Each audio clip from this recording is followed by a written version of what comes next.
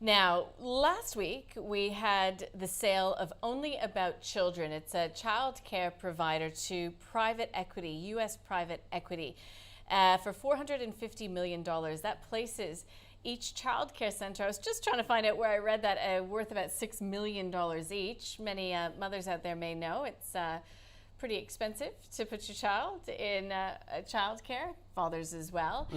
So let's get a commercial view on the childcare space. And for that, Ray White Commercial is joining us now, and it's a pleasure to have you joining us, Vanessa. Thank you so much for joining us.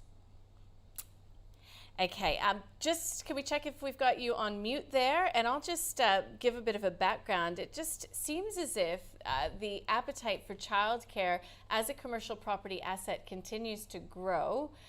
Where do you see the real value? Is it in the centres themselves, or again, is it in sort of the land and the property, the bricks and mortar? Well, at the moment, then we're definitely seeing a huge uptick in demand for childcare centres. It's both the actual structure, the residents and the land value, but also the business itself. As you just said, it's actually getting increasingly difficult to find a spot in childcare centres. And in Australia, the implementation of the subsidies has really grown occupancy levels for childcare centres. So we're seeing a lot of investors jumping into the market, looking at them as what we like to call a set and forget type asset. So it's a long-term lease, and they can just kind of forget about it. They'll just continue to get the returns. But also, a lot of these centres do sit themselves on large parcels of land, which lend themselves to future development potential. Also has a lot of government support coming through as well. So tell us about the kind of yields you can go and get as an owner, because it looks like it's got earning stability and a decent yield in this, what is still a pretty low yielding environment. Yeah, definitely. Over the last 5 years, we've really seen the yields decrease quite sharply.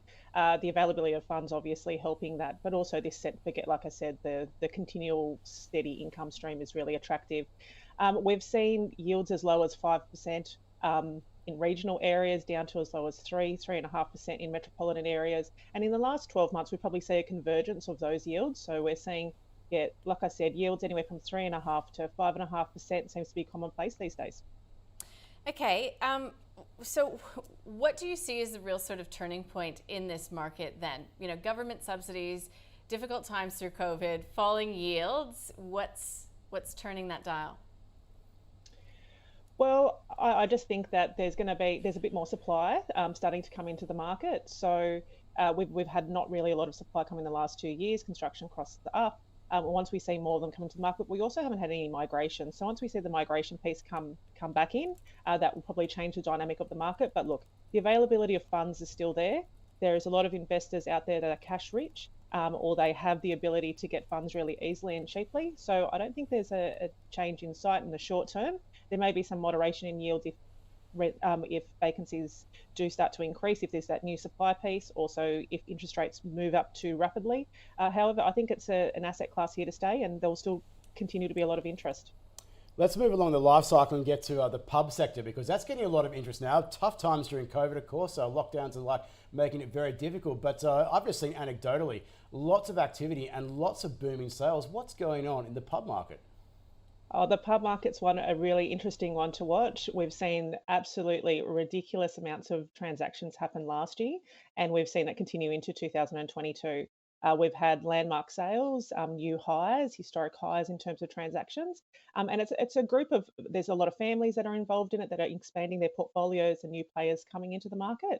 It's just a really robust market at the moment, and it's not all on gaming. We're seeing a lot of pubs that do have strong gaming, but also a strong food and beverage offering. We're seeing more people, frequent their local pub, and that's seeing values soar and people really getting into that part of the market. When it comes to interest in pubs, or how is that market faring in particular? Yeah, pubs. Yeah, it's a strong market. There's a lot of activity. There's a lot of demand for assets. There's a lot of overseas funding coming into some of those markets as well. I do think that it's going to be continuing to be really strong this year after a really robust levels of transactions last year.